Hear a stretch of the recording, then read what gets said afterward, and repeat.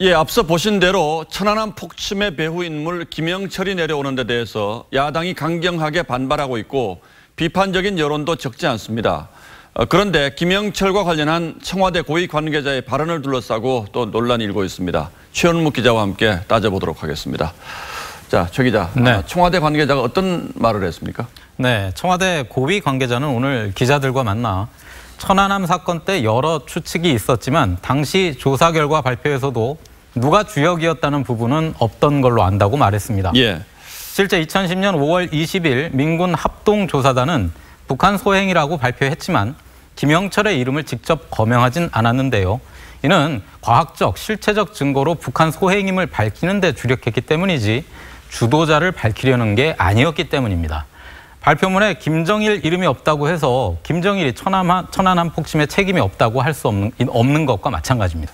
예, 물론 조사 결과 발표에 김영철이라는 이름이 나오진 않았습니다만 우리는 지금까지 김영철이 천안함 폭침의 배후 인물이다 이렇게 다 알고 있지 않습니까? 그렇다면 그 근거는 뭐였습니까? 네, 김영철이 당시 맡았던 정찰총국장이란 자리는 테러를 비롯해서 대남 공작을 총괄하는 직책인데요.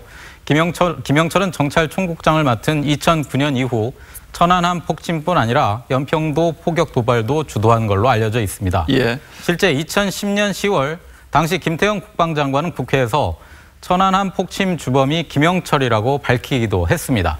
대남 도발 공로를 인정받아 대장으로 승진한 김영철은 2013년 북한 TV에 나와서 대한민국에 대한 노골적 위협을 하기도 했는데 한번 들어보시죠.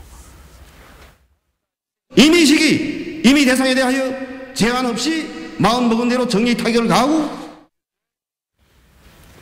자, 그런데 청와대 관계자가 뭐 이런 사실을 몰랐을 리는 없을 것 같고요. 그런데 이런 보편적인 인식과 거리가 있는 발언을 한 이유는 뭐라고 보시는지요? 네, 김영철의 방안을 통해서 남북 정상회담을 성사시키려는 의지가 강하다고 봐야겠는데요.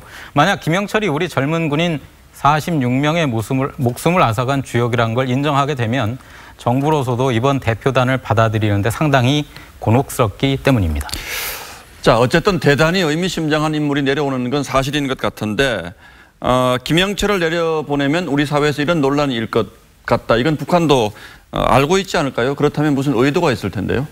네, 천안함이 북한 소행이 아니라는 음모론이 아직도 우리 사회에 남아 있고 그래서 김영철이 내려오게 되면 우리 사회 내에 분명히 갈등이 조장이 됩니다. 그걸 김정은이 노린 것으로 보입니다. 또 한미 간에도 이간질을 시도하고 있는 건데요.